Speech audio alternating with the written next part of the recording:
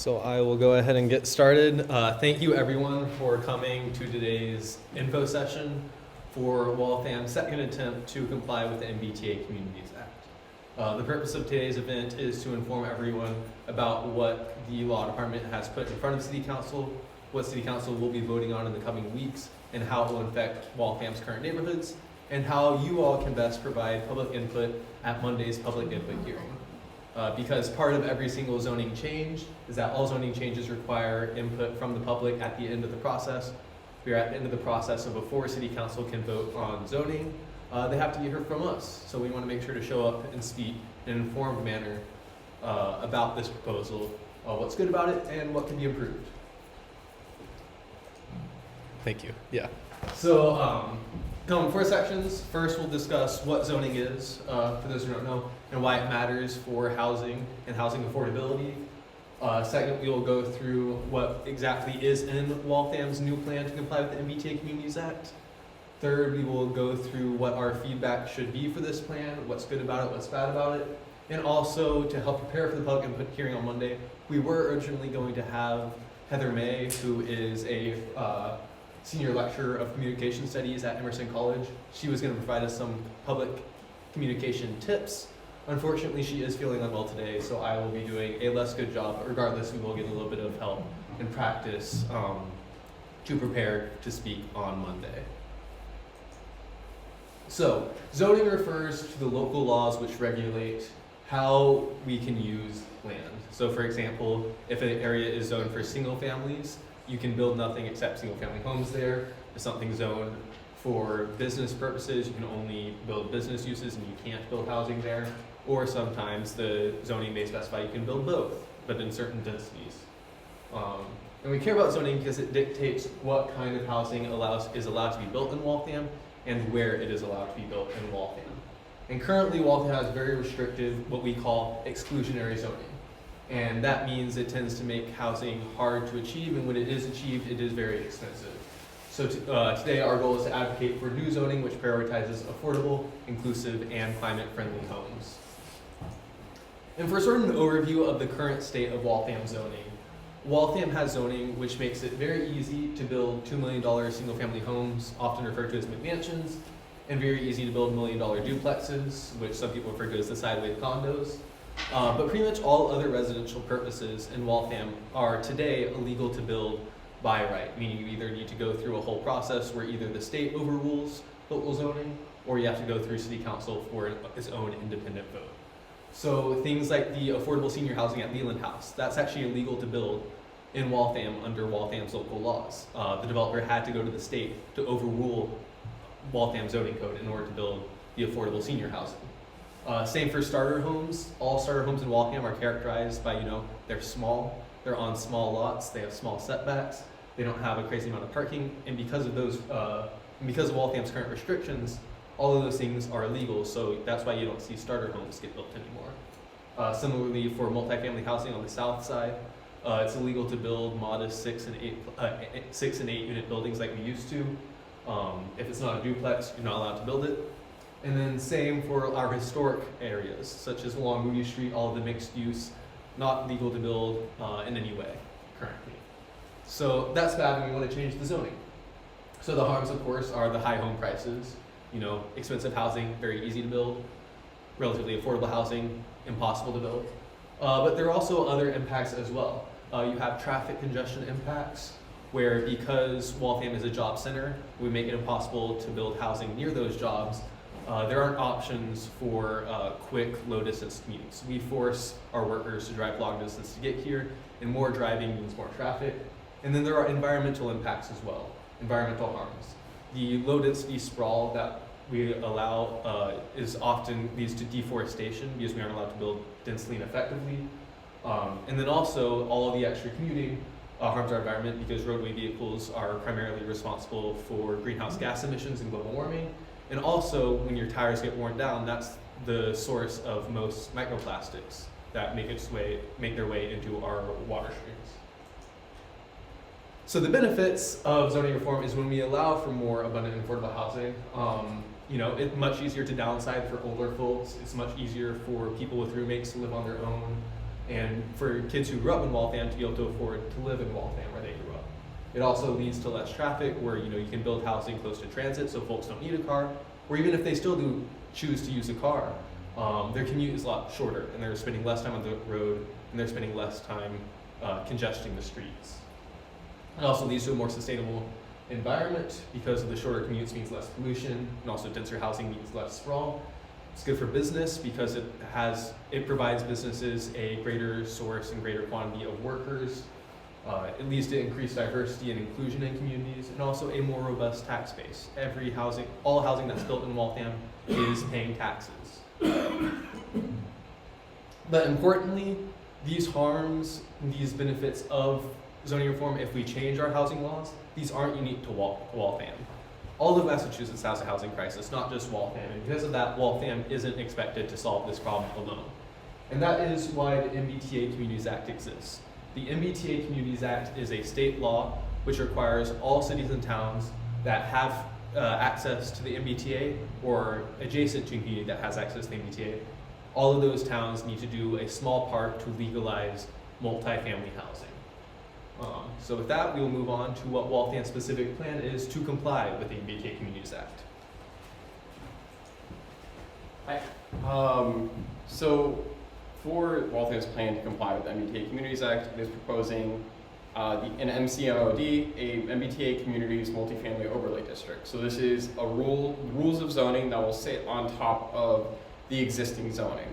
There are 2 locations that it's proposed for, near the Brandeis Roberts commuter rail station and near the Waverly commuter rail station. So this is existing office parks and industrial and commercial areas.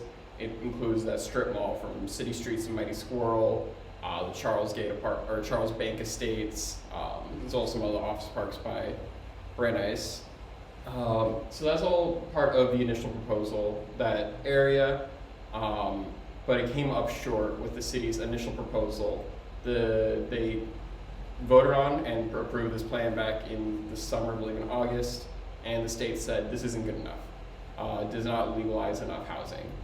So the new plan that the city will be presenting on Monday is essentially the same. It's very similar. What is new is that the plans are denser and have fewer parking minimums than the original proposal, which is great. That's what we asked for in our public comment.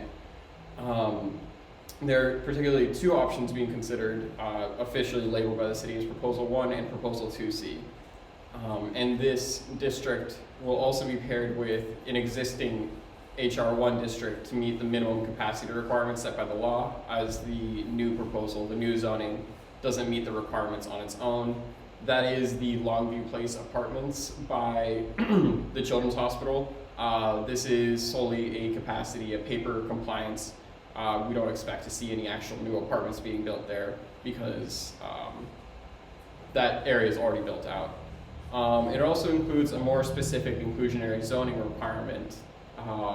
It says that in developments of 10 or more units, 20% of those units must be affordable to households at making 80% of the area's median income. So what hasn't changed since then is a minimum lot size of 6,000 square feet, maximum height of 48 feet, and a maximum number of stories of 4 stories for each building. Minimum lot frontage of 50 feet, so you have to have at least 50 feet of your lot along the street. Front and side setbacks of 10 feet, rear setbacks of 20 feet, so a building can't be closer than 10 feet to the front or side of a lot, can't be closer than 20 feet to the rear of a lot, and maximum lot coverage of 40%, so that a building can't take up more than 40% of the lot. And it's important to note that's only specifically to the building. It doesn't count open space, even parking lots and asphalt and parking garages don't contribute to that maximum 40%. So you could have hypothetically a lot that's 40% house and then the rest of the 60% is asphalt. So what are these specific proposals? In case you weren't familiar, the original proposal was for each building to have at most 4 apartments within each building. You could have multiple buildings on the same kind of development of the same lot, but no building can have more than 4 apartments. So proposal 1, which was recommended by Mayor McCarthy, retains a 4-unit per building maximum. It decreases the minimum distance from buildings. Previously, it was required to have 20 feet between buildings. This proposal only requires 10 feet. It reduces the parking minimum from 2 spaces to 1 space per unit. And this gives us a unit capacity of around 3,600 for a total of about 4,000, including the existing zoning by the hospital. And as I said, this was recommended by Mayor McCarthy. Proposal 2C, on the other hand, is a little bit denser. It increases the building unit cap from 4 to 8, so you could have small apartment buildings with 8 units across 4 stories. It also decreases the minimum distance between buildings to 12 feet, and as well, it reduces the parking minimums to 1 spot per unit, which gives a unit capacity of around 3,900 for a total of 4,268 units. And to be clear, this is not how many units will be built, how many new units will be built. This specifically refers to the fact that if you built every single parcel to its maximum zoning, the most dense that the zoning allows, this is hypothetically how much could be built. It's important to note that this also includes some areas that are already built out with residential units, like the Charles Bank Estates. And we don't foresee it being likely that those, like the Charles Bank Estates, will be torn down to be build these 8-unit apartment buildings. And this is what was recommended by ordinance and rules. Can I ask a question? Yes, sorry if there's a little bit technical, go for it. It's 4,000 square feet per unit? No. That's what it says. Is that? Unit capacity? Oh, sorry, that is saying that within this entire zoning district, if you took the maximum density allowed, you would have 4,000 units of housing. So 4,000 apartment buildings potentially across this entire area. Oh, it's not square footage, it's units. Yes, so the only square footage requirement is each development has to have at least a 6,000 square foot lot. So you could have one 4-story apartment building on a 6,000 square foot lot, or you could go have a bigger lot and have something like Charles Bank or Garden Crest, where it's essentially one big development with a bunch of buildings of apartment units. Yeah, go for it. I was wondering, at Charles Bank, those buildings, how many units are in those, gentlemen, do you know? I think 8 to 12. So each building in Charles Bank is a 6-unit building, but a lot of the buildings have 0 feet separation from one another.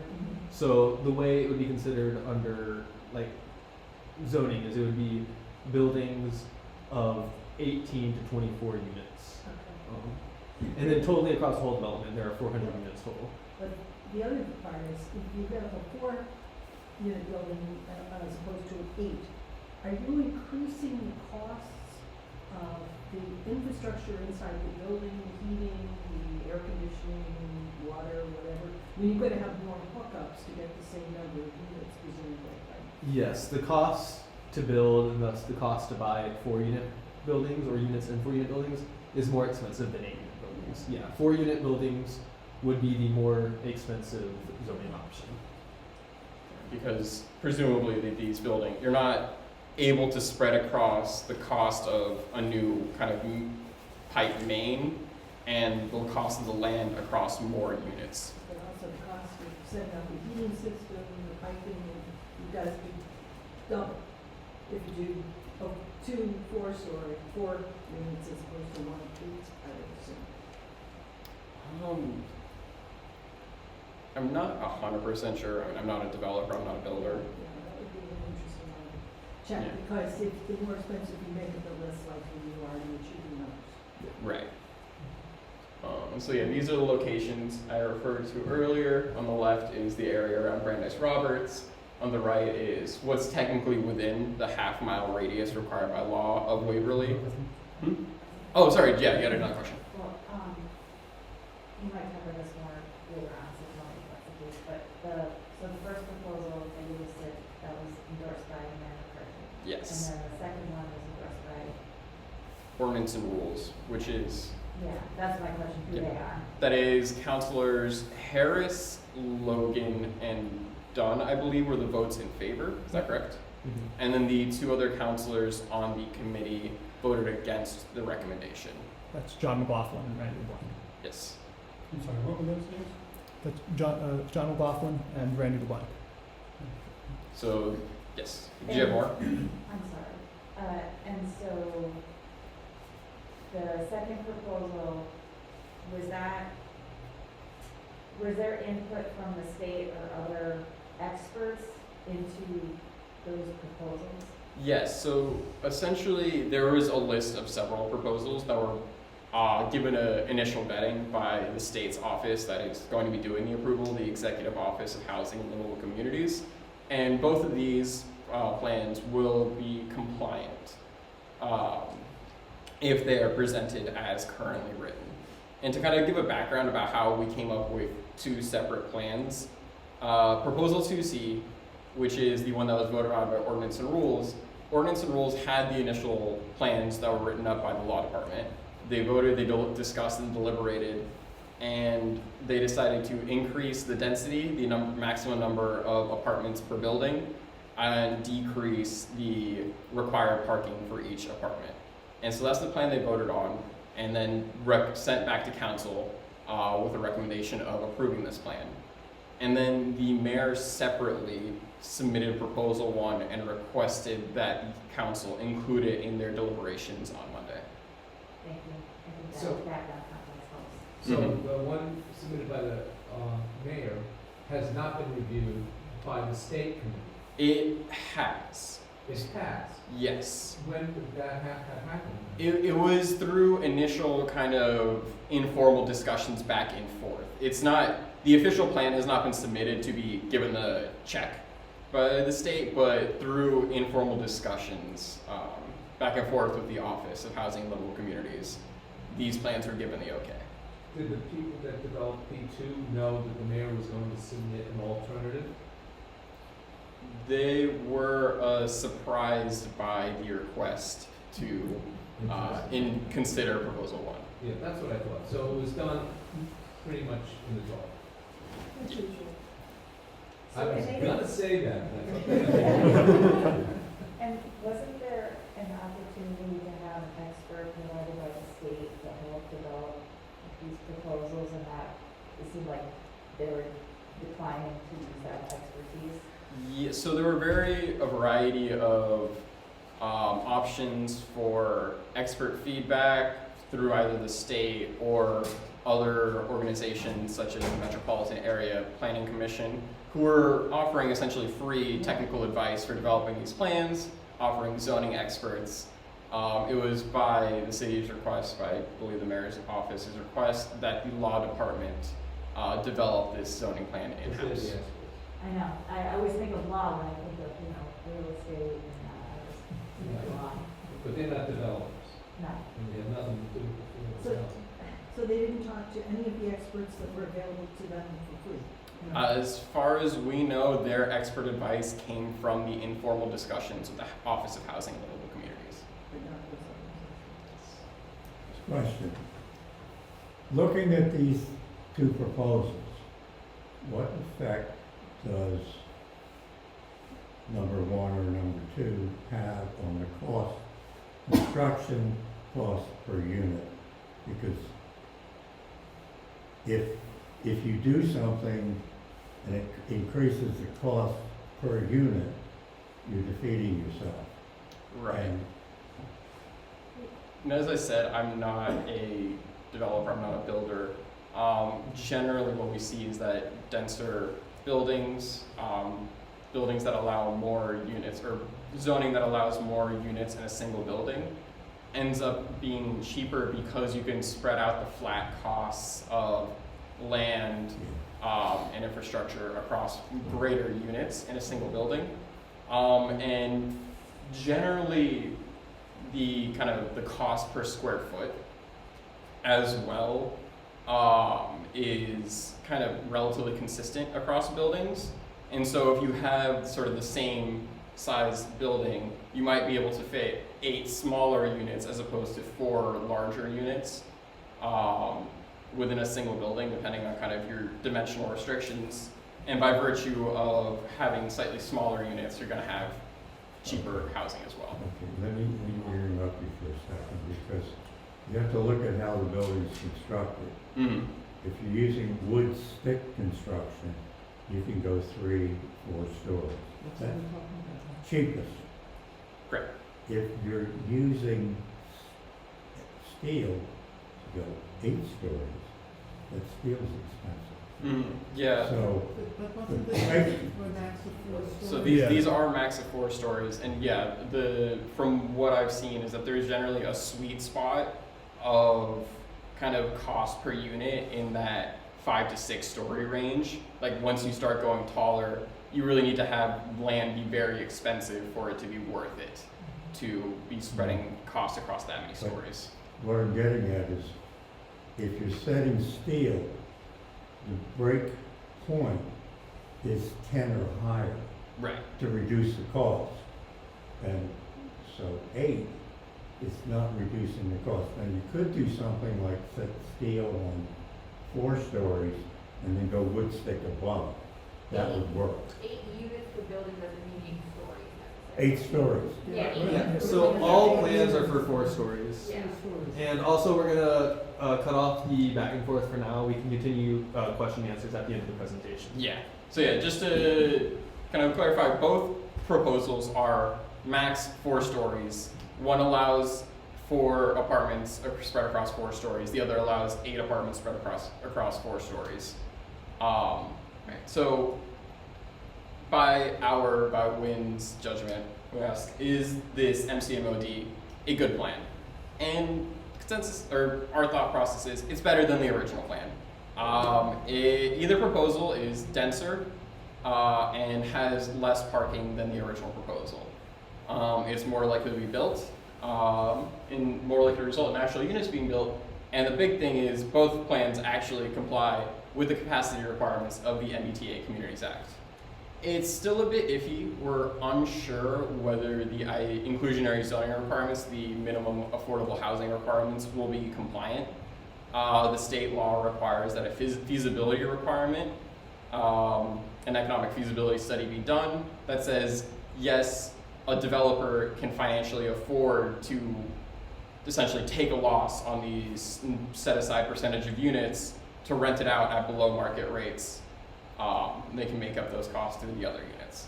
The reason why we're unsure is that Lexington, for example, their 15% affordability requirement had to be loosened up a little bit and kick in at higher unit amounts, and that was only 15% than what Waltham is proposing. And there's not really a fallback plan. Whether this goes to, they just are planning on going to the minimum or the maximum allowed affordability requirement by the state without a feasibility study. Yes, you have a question? What was the plan required for the feasibility? We couldn't have what percent of units, or like how did they? So the feasibility study says if the greatest allowed without an economic study is 10% of the units at 80% of the area median income. Because this is a greater percentage of the total units, this requires an economic feasibility study. So, but what was the ask rate for the proposal? 20% at affordable to 80% area median income. And also, we think that the city could have thought bigger, like our neighbors in Lexington or Watertown, which are forward-looking. They're going above and beyond sort of the minimum compliance and looking forward to a city that is vibrant, that is growing, that can afford to house all of its neighbors. And then if you ask us which plan do we support, it's Proposal C. We want to support our allies on ordinance and rules who have been great so far in terms of supporting much needed housing in our city. And it's also a denser plan, provides more housing, and will hopefully result in more housing being built in our city. So I want to pass this off to Eamon, who will talk about our asks of City Council. So, depending on how many of us will be there on Monday night, sometimes they do limit you to just a few minutes. So it's helpful just to think a little bit about what you want to say beforehand. So the first thing that we ask is really just show your gratitude to City Council. Housing is an important issue to all of you. That's why you're here today. It's also an important issue for the city as we go through a housing crisis. So really just show your appreciation. Thank you for taking on housing. Thank you for addressing this work. Secondly, back in the summer, back in August, we asked for parking minimums to be reduced. And that's something that the plan has taken into effect. So once again, you can just thank them for saying, this is what we asked for just a few months ago. Thank you for implementing it. And also, as we talked about, the law department, they're not experts on housing. The city councilors, they aren't experts in housing. And this is hard work. So, I'm sure plenty of them, especially in ordinances and rules, had lots of, nights that went at least to midnight, if not past. So, we can appreciate the work and time that they give. Finally, especially for ordinance and rules, it passed 3-2. That is a vote that is kind of rare in city council, especially on a committee. So those councilors, Councilor Logan, Harris, and Dunn, thank them for kind of making a politically perhaps unpopular vote. And it's because of them that we can continue this process and keep going forward. Also, feel free to express your frustration. Of course, what you feel comfortable with, but being a resident of Waltham, it doesn't inspire confidence that the first plan underestimated drastically our unit requirement. Also knowing that we've had over 2 years to address this, and now it'll be like 2 weeks on Monday. I feel like this is something that I sound like my dad. He's like, why are you waiting till the last minute to get your homework done? Yeah. We were talking with someone from Lexington this week, and Lexington got theirs done back in April. And we have a much bigger city and much bigger, much more municipal resources. And Lexington's deadline isn't until next year either. Yeah. So it just, I love Waltham, and I just want, our proposals and our policies to match that. We've also not had a lot of input for public comment. I know every year, for Moody Street, there's always some sort of public comment, hey, say what you want to happen on Moody Street. I know a lot of the city councilors have had recent meetings sort of in the neighborhoods about traffic and things. So there's the option to listen and get input, but there wasn't any of that during this process.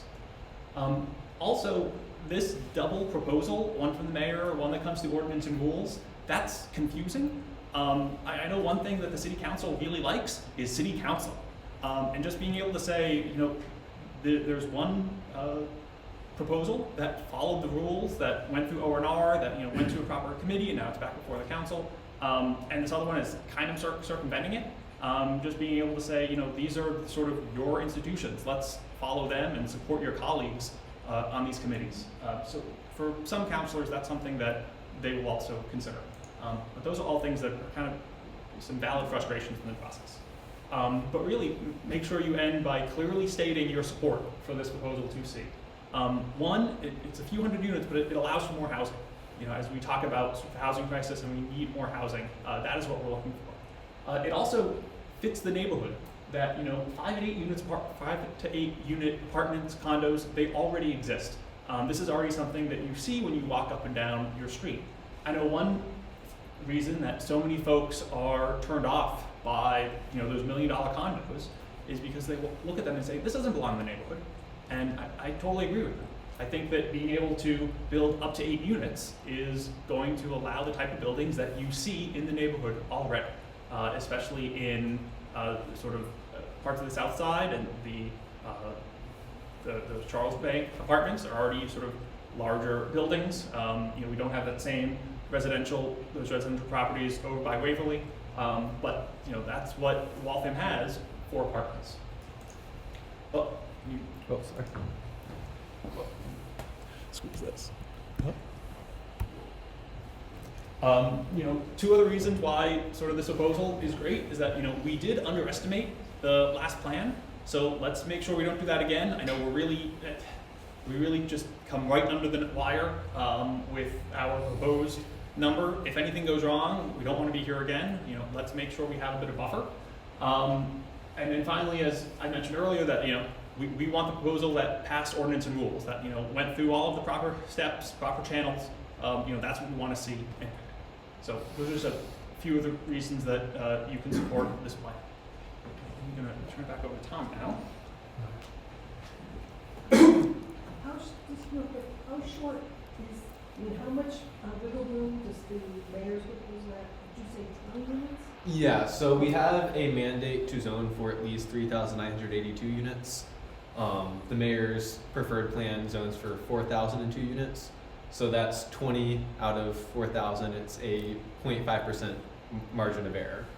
So skirting very close, like it is truly bare minimum.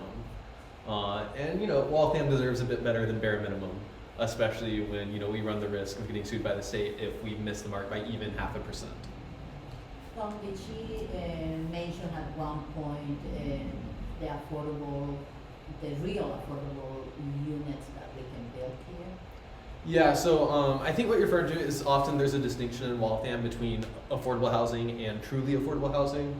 Yeah. Affordable housing generally refers to any housing that's income restricted and price caps, but truly affordable housing specifically refers to, colloquially in Waltham, it refers to housing where the rate at which it is affordable is for households making 60% or less the area median income, which just stays affordable to households which make less than like 60K. And currently there is no provision for 60% AMI housing in the plan. So she didn't mention that. No, it has not been mentioned. Is it possible to modify the proposal, or it's just yes or no? Those are the two proposals. So it is possible to modify. City Council remains the right to make amendments to the zoning prior to passing it, which of course, you know, they have to amend it at the very least to choose between 4 and 8 units. But yeah, if you want to make suggestions beyond these two options, you are able to, and that is something City Council would be able to vote on if they chose to. To do that. It took us 5 years to go from 10% affordable to 15% affordable. Mhm. Because I was on that committee 5 Mhm. years after we finished the work, they finally passed it. Yeah. I hope not. Yeah, no, it's not likely, but nonetheless, it is still technically possible. If that is something you want to care about, you don't have to stick specifically to talking about just the two plans. That being said, the most likely result is one of the two plans will pass, either the 4-unit plan or the 8-unit plan. The 8-unit plan is a bit more than bare minimum. It does allow for more housing. It does allow for more affordable housing as well. Because just the denser you build, the cheaper the housing is. So that is at least what we encourage people to lead with in their support. But yes, moving on to the next section though. So as I mentioned earlier, unfortunately Heather May, who is the public speaking professional and expert, she was able to attend today, so I will be doing my best to fill in for her in her stead. Would you mind just fully filling up this slide? Oh.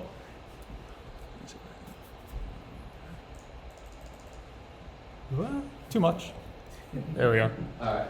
So, Heather May, she passed on this advice is to focus on 5 words you can count on your fingers. The why, the way, the don't, the do, and the yay. Why, way, don't, do, yay. So you start out with the why.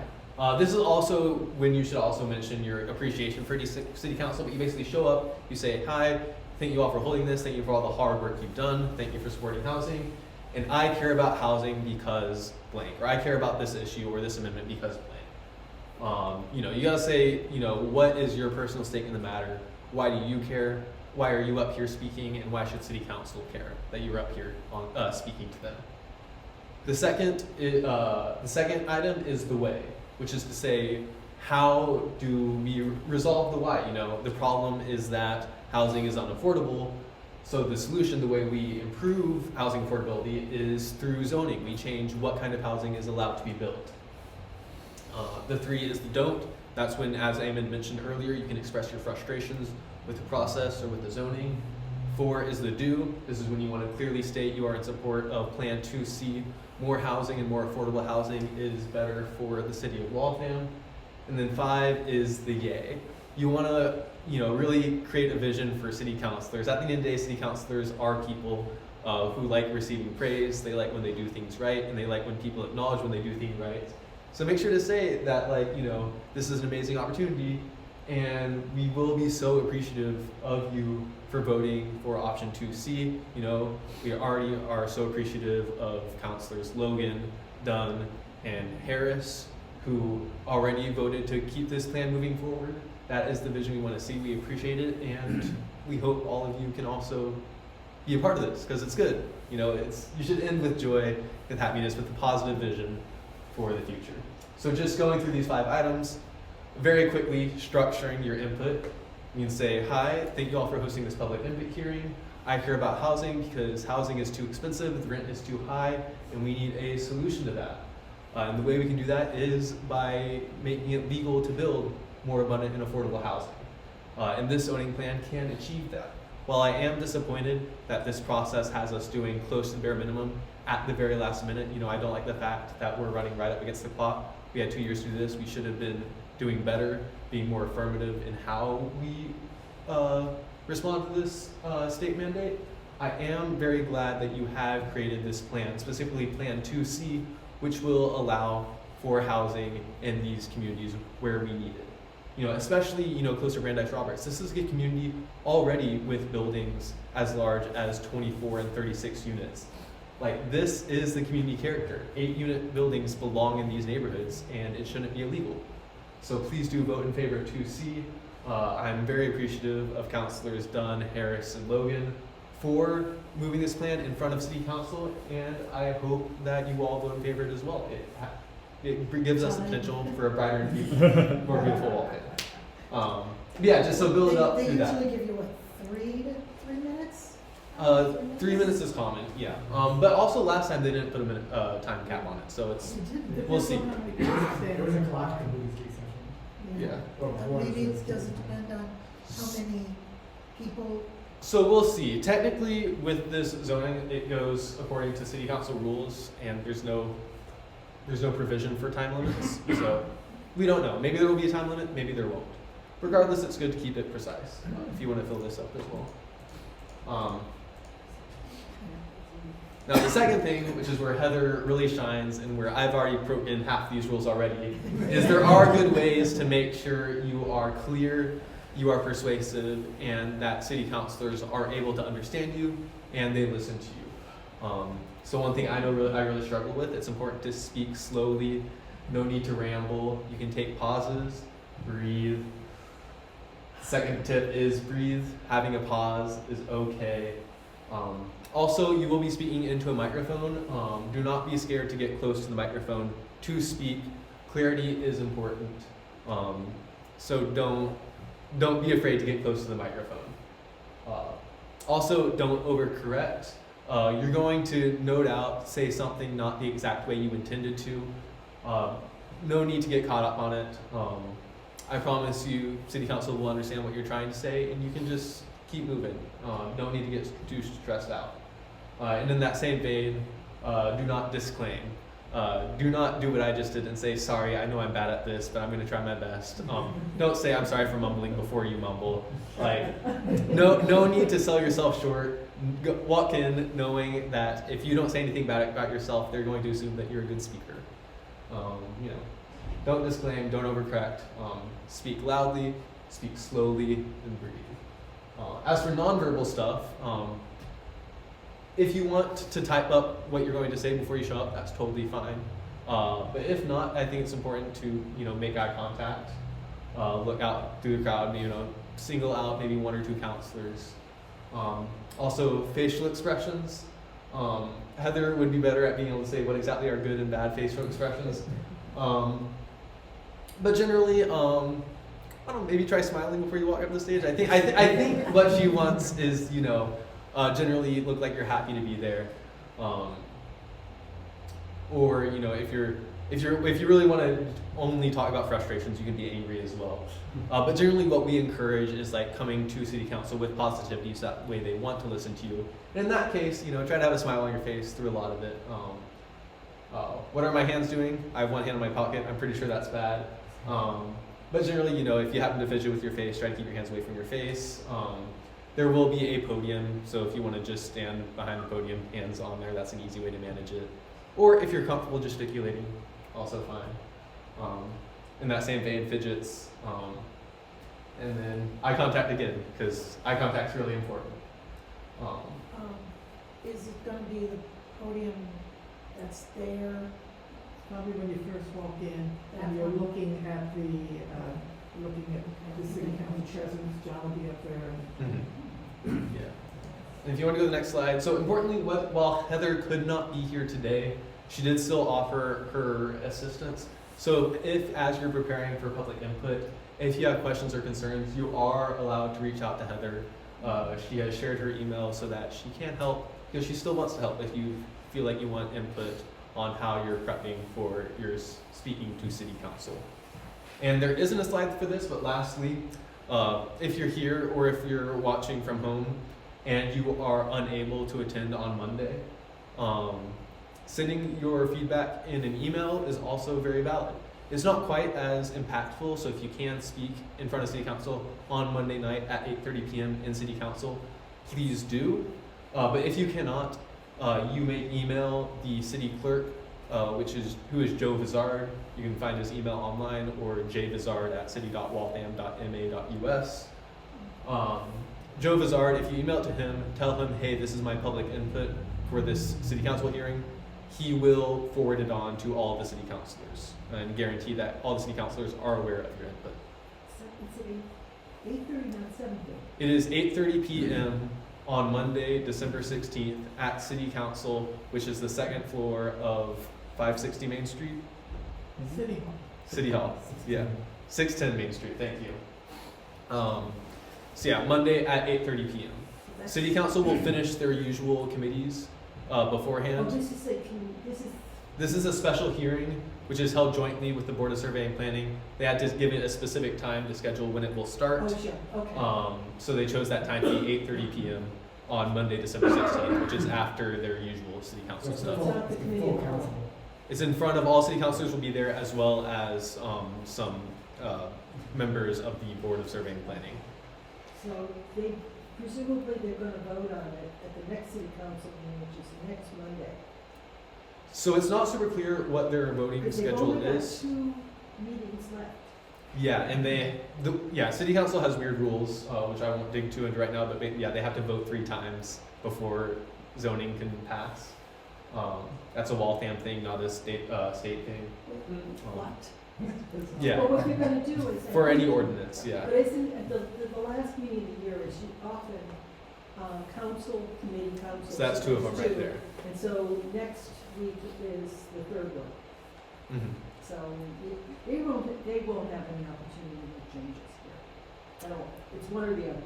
Yeah, I mean, it's not clear because they're also required to wait for feedback from the Board of Survey and Planning before they can vote on anything, and that is state law. So it's not clear. It's not clear what exactly the schedule is, but it is possible they won't have time to amend anything, in which case it is very important to express your support for one of the plans in front of them, which is Plan 2C, the 8-unit buildings, the more affordable and more abundant housing option.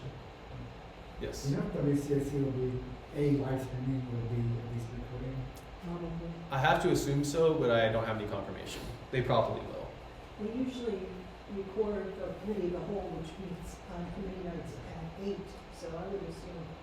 Yeah, they'll already be there, so ideally they stick around to record. Yes. Is the utility just showing up in support of this thing, or is it really relevant to actually take 3 minutes and speak so that they know what I'm on about? It is really relevant and really impactful to speak. You don't have to speak for that long. If you want to just say your piece for like 30 seconds and then walk away 3 immediately. minutes goes into. Yeah. Yeah. With that being said, if you're unsure, if you're confident enough to speak, it's still valuable to show up. They often do ask everyone in the audience to stand up and support. So even though we do heavily encourage you to provide at least a small amount of public speaking, if you're not able to or not comfortable to, but still want to show up, showing up is still valuable and appreciated. Thank you. Last note there that was one person who just did a simple sentence, and it's quarterbacks for the weekend. Nice. And it's like a photograph, and it's another like visually see the person who wants it. It often gets city council to laugh as well, which can be helpful. Yeah, a little bit of levity. Just a technical question, when you show up to the podium, you're supposed to say, my name is blah, blah, Yeah, so two things for public speaking. It's all public record because it's city happenings, and for it to be part of the public record, you do have to identify yourself, and the two pieces of information you have to provide are your name and your address. They're not gonna, I think, interrupt you if you don't. They sometimes, but don't always interrupt you if you don't say it. But there is a piece of paper where you sign this information, so that way they can include it in the meeting minutes.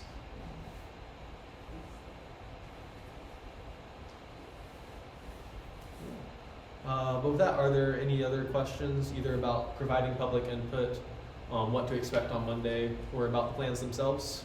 I know I cut off the back and forth earlier just to guarantee we had time to get through all of it. If there are any questions of the folks online, you may also put something in the chat. I see the chat is currently empty, so I'm going to assume it's fine. Yes? I don't have a general comment. So I'm over on Alder Street, just across from the firehouse off of Moody, Mm-hmm. and there is yet another multi-million-dollar condo, 2 units, Mm-hmm. brand new, going up next to me. So when the weather's nice, I'm out on the porch, hanging out there. So I talk to a lot of people that walk by, and I cannot tell you, every single person that walks by will ask me, how many units is this? Mm-hmm. And I'm like, it's 2, and I'm like, won't believe me. Yeah. So we sit there and have like a 5 to 10 minute conversation. I have talked to so many people about this, so like I can tell you that even like now I wish I could have been handing stuff out to those people, like give input to this meeting, because Mm-hmm. I'm not sitting there after today, I'm sorry, kids are cold. But like, you know what, like they just nobody could wrap their brains around why, they're like, another one of these? I'm like, I know. Mm-hmm. So, There's your speech right here. yeah, and it's like, Perfect. I can't work out who's buying them. right, that's, I'm like, and the contractor and I've had some interesting conversations, and he knows my viewpoint. Mm-hmm. So my point being that type of conversation, bring that up with other people in the community, because that is the very obvious example. Or like if you're talking to somebody, did you see, that thing on Older Street, or that on that other project? Because I walk around the neighborhood too, and I see a bunch of the other ones. So like, I'm just thinking as like a conversation starter with other people that you meet in our community. That resonates with them immediately, because they've all walked by or driven by, and what the heck is that going up? It's only 2 units, I can't believe it. Mm-hmm. Use that as an example to say that there's this hearing, and even if they don't know all the information we know right now, they could simply get up and for 3 minutes say, why do we keep doing that? That makes absolutely 0 sense. I hope this proposal you're doing limits that, because that's clearly not what we need in this community. Like that, it could be as simple as that in my mind. If we can get like more people to even just do that bare minimum and have that conversation, we still would be pressuring in the right direction. Yes. Yeah, was that new construction, like from the ground up, or was that a rehab existing building? I can tell you new because I vibrated this entire year from them digging, and like they took down an old house. Yeah, and like that old house definitely needed to come down, but is that what needed to go up? Yeah. No. Somewhere kids in school, they old house was taken down and putting up huge, ugly grade that are. Do we have any insight into That's how me on the long porch those there. take to sell? Do we have data on how long those $1 million twofers take to sell? Well, they did I this, will this tell- route to I them. will tell you, not long. No, it doesn't, because they did the same one, one next to me, they did the one on Cherry Street too, and I went to the open house to that one, and there were a lot, I was surprised how I watched those sold pretty fast, I didn't think they would. So that's the argument people are gonna make is, they're selling, so that's what Waltham wants to be. Eamon, you have something? Yeah, just from online, someone's asking, if you have a statement, can you read it in front of the counselors? Yes. Yes, you may. And then to kind of continue off that point, obviously this plan isn't touching anything around Moody Street or the south side, but it's also good to know this isn't the end of the conversation. The city is looking to do a revamp of maybe not a revamp, a review. They've hired a consultant to go through the zoning code, simplify it, perhaps make some changes. We don't know how that process is going to go, but hopefully there will be a chance to have input with the city over the coming year to hear our complaints, our thoughts, our ideas, and make these changes across the whole city as well, so we can see the type of housing that is affordable to anyone who wants to live in Waltham. That was my next question, that zoning change here, that doesn't affect everything that's You wanna go to the specific to this project. Just the MBTA.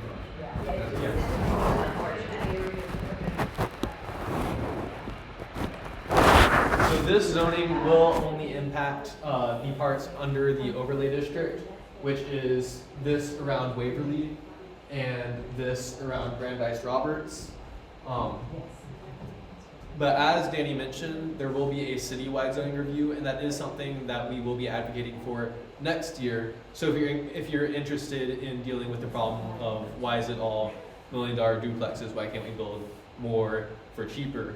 That is something we'll be addressing next year. So if you aren't already on our mailing list, please do sign up. We'll be sending updates as that continues. One thing you might want to consider, there was a citizens committee on zoning a few years back, that they weren't invited to any meetings after they submitted their report, and they basically were ignored. But it might be a good starting point. We have shared those with city councilors, yes. Yeah, I was on that committee.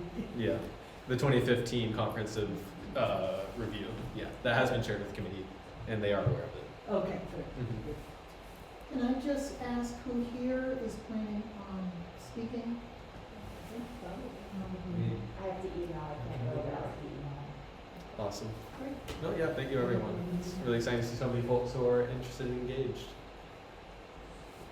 Would it be relevant when you're speaking to say, I'm a renter, or I'm an owner, or I'm a landlord, or anything like that, or would that be? No, it's definitely valuable for the city councilors to know who they're hearing from, especially because city councilors, they are all relatively wealthy people who live in relatively expensive housing. You know, Waltham is mostly renter and mostly lives in multifamily housing, with none of that being represented in city council.